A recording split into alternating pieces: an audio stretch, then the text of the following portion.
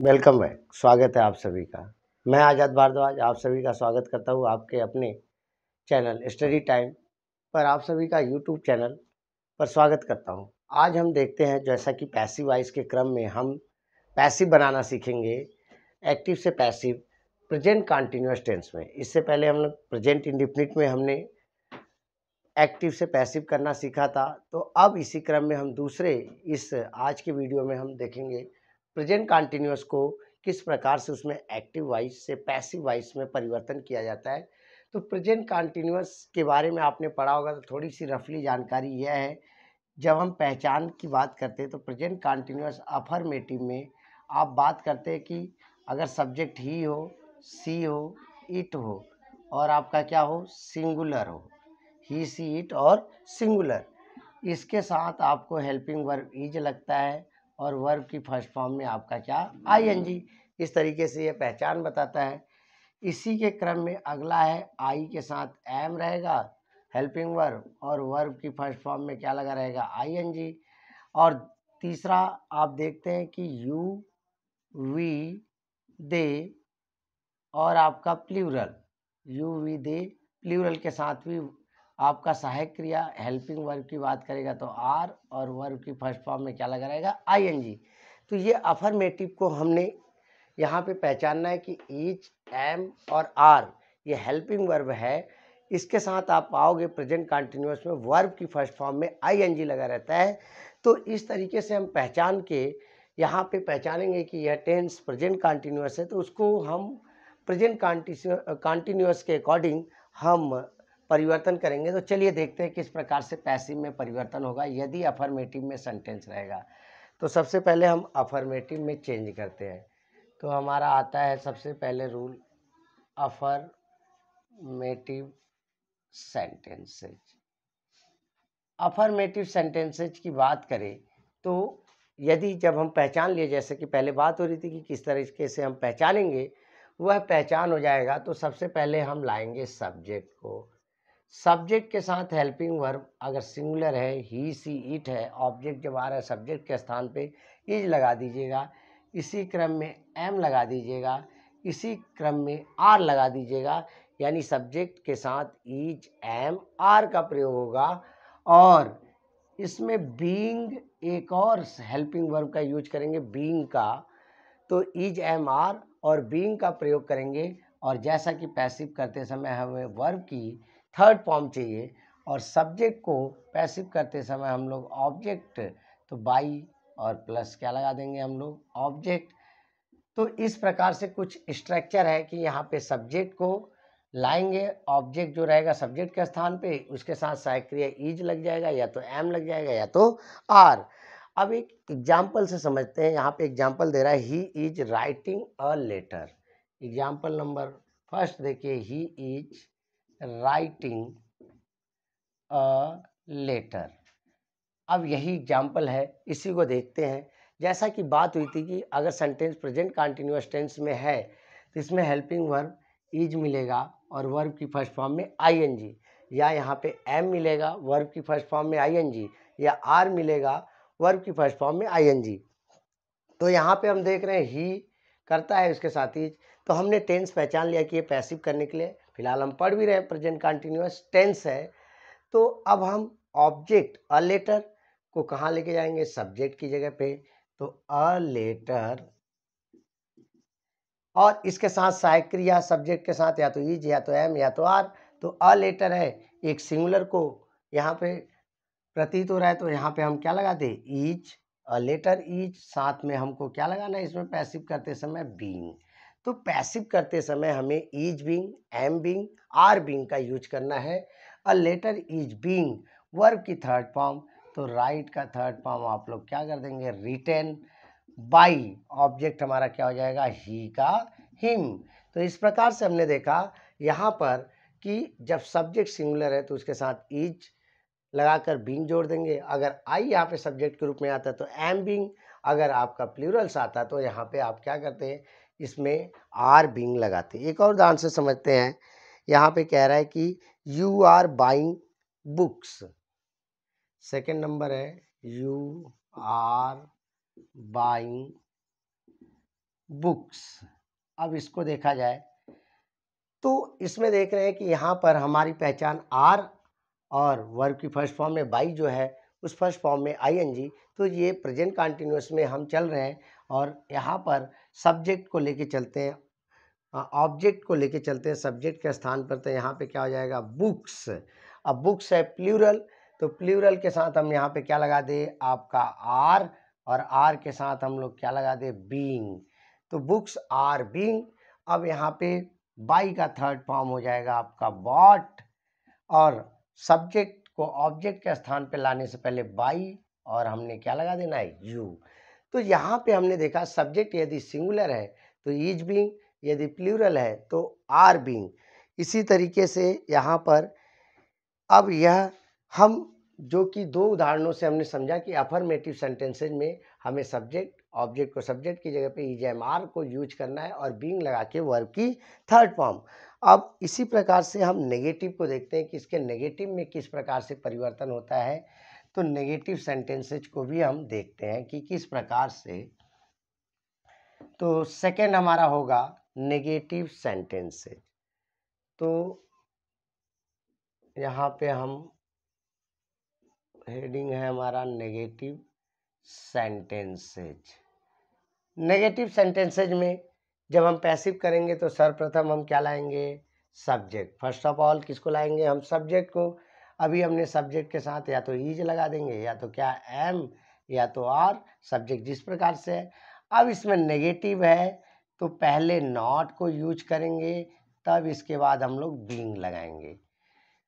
और वर्ब की हमारी कौन सी फॉर्म, वही थर्ड फॉर्म बाई लगाकर यहाँ पे हमारा क्या लग जाएगा ऑब्जेक्ट। तो ये स्ट्रक्चर हो गया नेगेटिव का। अब नेगेटिव सेंटेंस की पहचान की बात जरा सा कर ले तो इसमें आपने सहायक क्रिया पढ़ा था कि सब्जेक्ट ही, सी, इट या आपका सिंगुलर पढ़ा था, ही, सी, इट सिंगुलर के साथ आपका ईच के साथ नॉट रहेगा, तब वर्ब की फर्स्ट फॉर्म में क्या रहेगा आईएनजी। इसी तरीके से एम जो आई के साथ यूज होगा, एम के साथ क्या वर्ब की आप एम लगाकर नॉट लगा हुआ रहेगा, तो उसके साथ आप क्या प्रयोग कर पाएंगे कि वर्ब की फर्स्ट फॉर्म। और आर के साथ नॉट रहेगा और वर्ब की फर्स्ट फॉर्म में आईएनजी। तो इस तरीके से पहचान होगा। तो फिर हम उसको किस प्रकार से करेंगे, यहाँ पे यह स्ट्रक्चर है, सब्जेक्ट लाएंगे इज एम आर और नॉट और फिर बीइंग। तो फॉर एग्जांपल एक करके देखते हैं। She is not washing her dirty clothes, यहाँ पर उदाहरण है she is not washing her dirty clothes. अब यहाँ पर देखा जाए यही सेंटेंस है, तो हम देख रहे हैं नेगेटिव की पहचान यहाँ पे इज के साथ नॉट, वर्ब की फर्स्ट फॉर्म में क्या लगा है आईएनजी। ये प्रेजेंट कंटिन्यूअस का नेगेटिव है। तो हम सब्जेक्ट को लेके चलेंगे, ऑब्जेक्ट को सब्जेक्ट के स्थान पे ले चलेंगे, तो हर डर्टी क्लोथ्स ये पूरा आपका सब्जेक्ट का कार्य करेगा। तो इसको लेके चलते हैं हर डर्टी क्लोथ्स। अब बहुत सारे यहाँ पे बहुवचन कपड़े की बात हो रही है, तो बहुत सारे यहाँ पे बहुवचन के रूप में क्लोथ्स है, तो हम क्या लगा दे आर के साथ हम क्या लगा दे नॉट।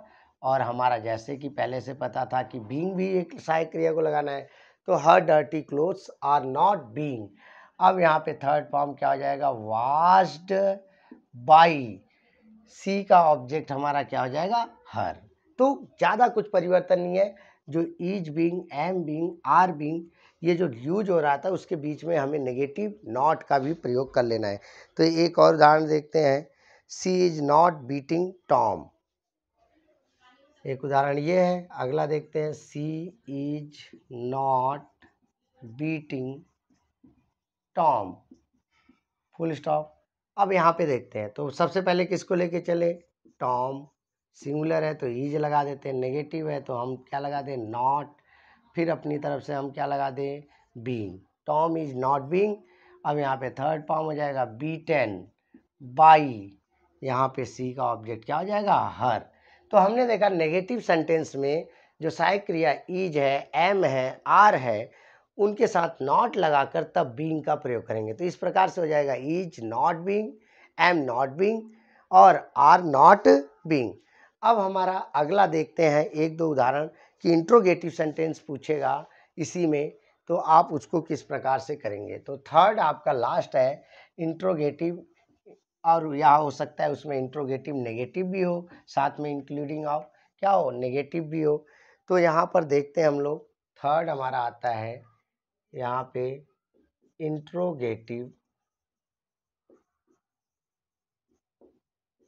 सेंटेंसेज।